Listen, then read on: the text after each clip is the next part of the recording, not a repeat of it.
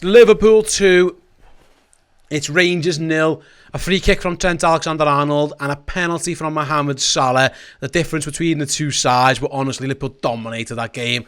A great performance from Rangers goalkeeper Alan McGregor is the difference between what honestly could have been 6, 7, 8. James Milner embraces him on the pitch now, probably saying to him, like, you basically kept our goal difference down there, mate, because he was absolutely fantastic, was the Rangers goalkeeper. The stats just prove everything about the game. Liverpool had 10 shots on target. Some of those looked like they were going to be certain goals, but it was Alan McGregor who saved them. But in the end, Errol, we wanted the reaction from the Brighton game. It's worth saying I don't think Rangers were any good. I think they were poor. But Liverpool, with a change of formation and a change of attitude, that was more like it. That was much more Liverpool-esque. Like I say, on another day, that could have been 4, 5, 6, but that was more like it. I'm happy, bro. I'm so happy. Like, even to get the prediction wrong, we, kept a clean sheet, box ticked. Was it exciting?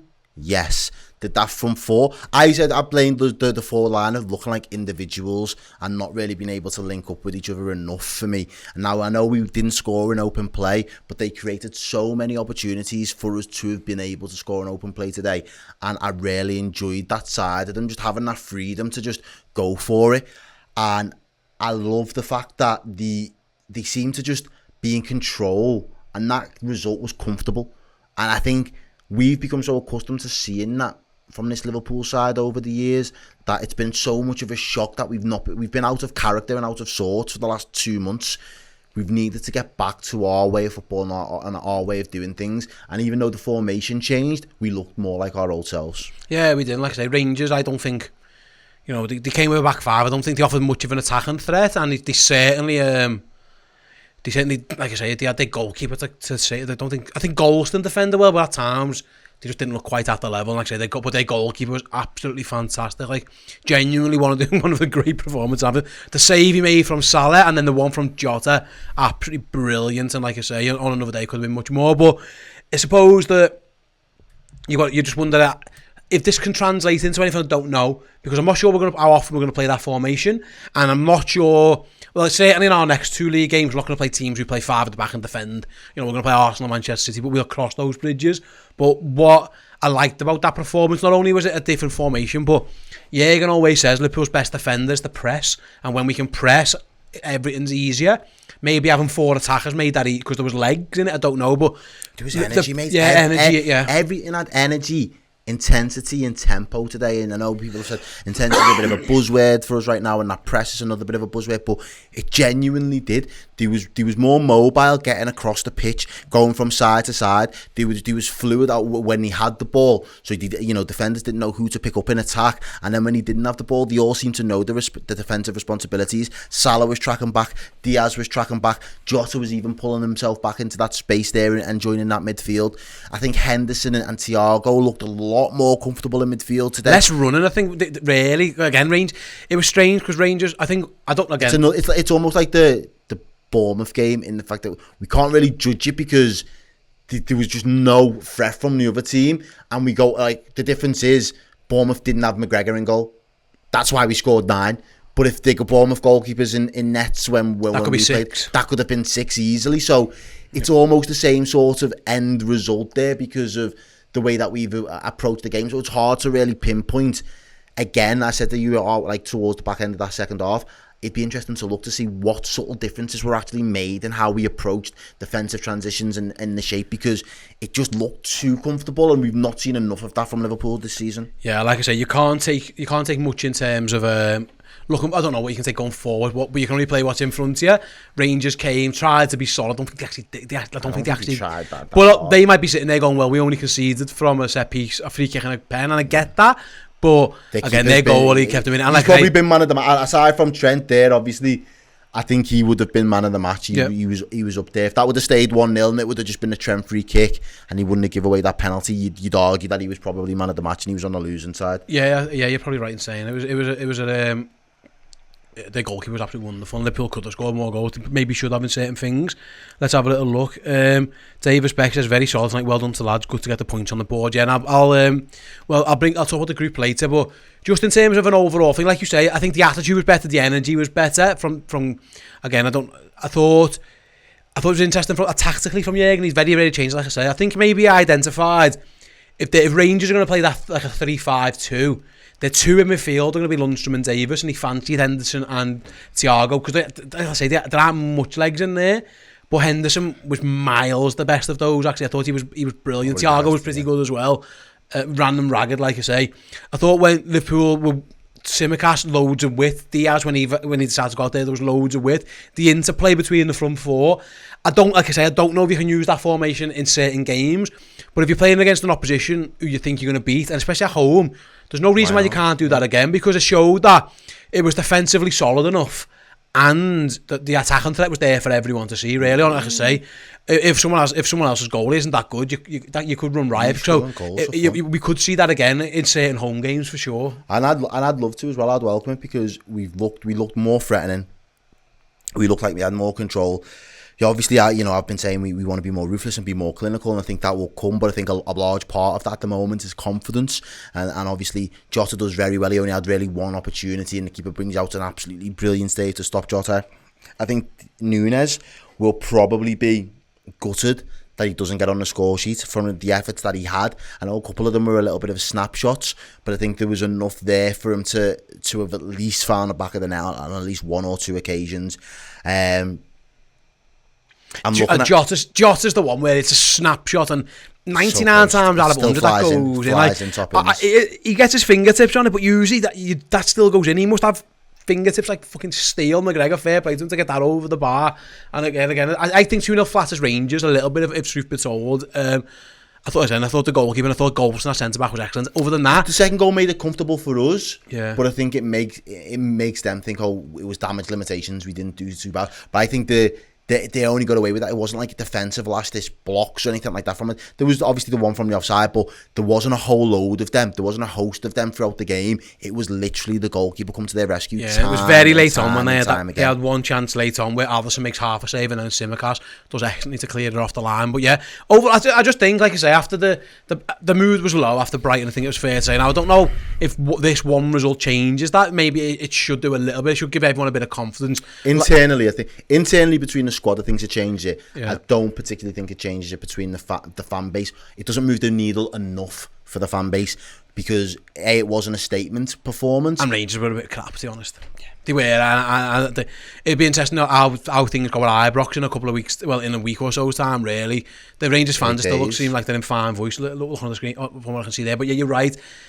There's bigger tests ahead, but what Liverpool can do, and I'm going to bring the group up now because we know that Napoli absolutely well-eated Ajax.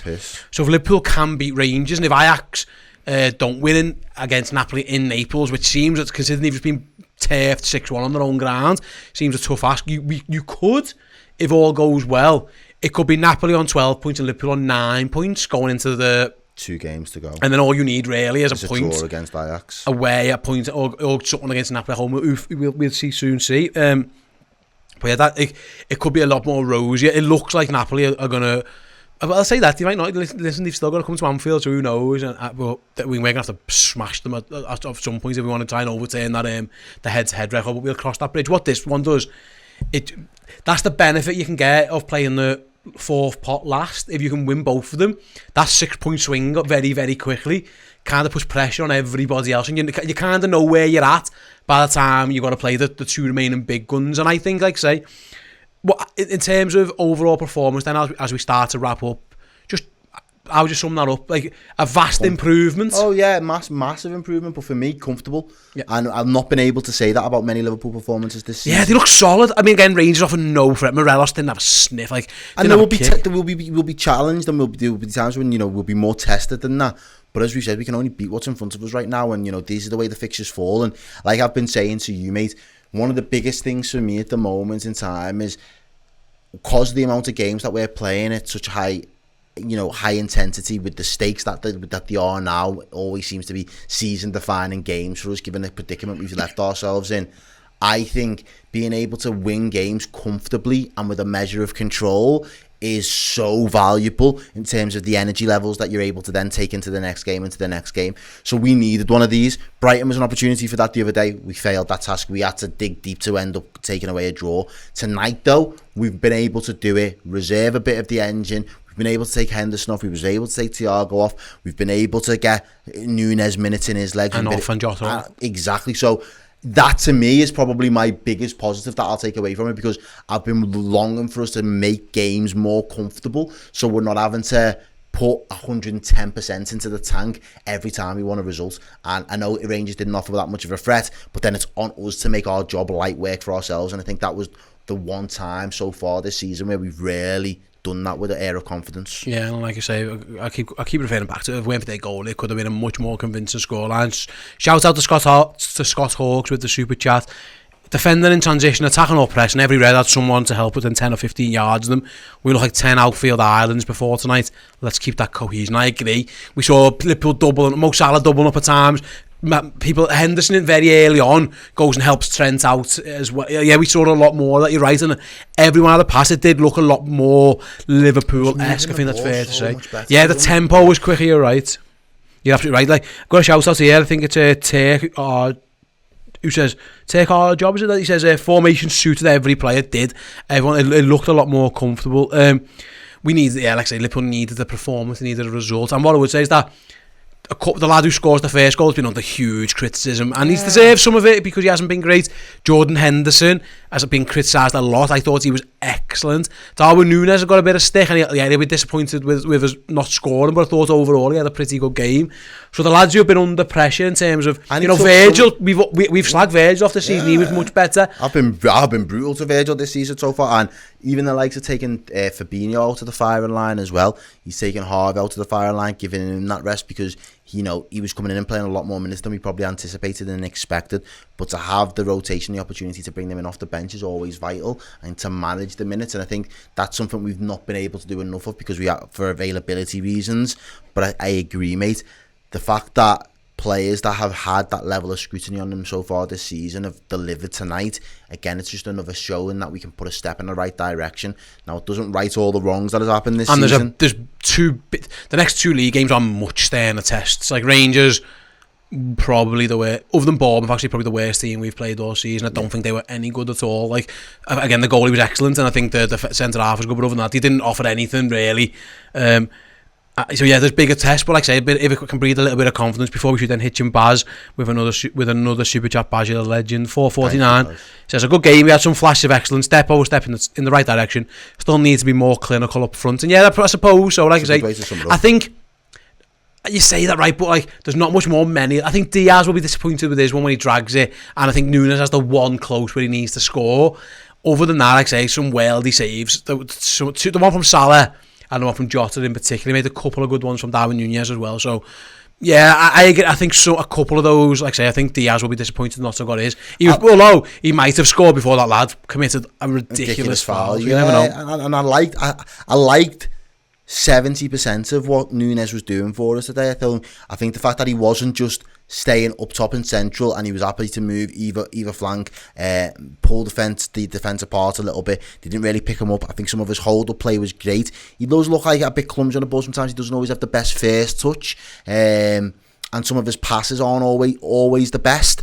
But I think he was quite effective for us. The one area that I think that I do like is the fact that he's a striker. He wants to create that yard of space so he can get his shot off, and he backs himself to find the target, and he did that 4 occasions today. He found the targets each and every time.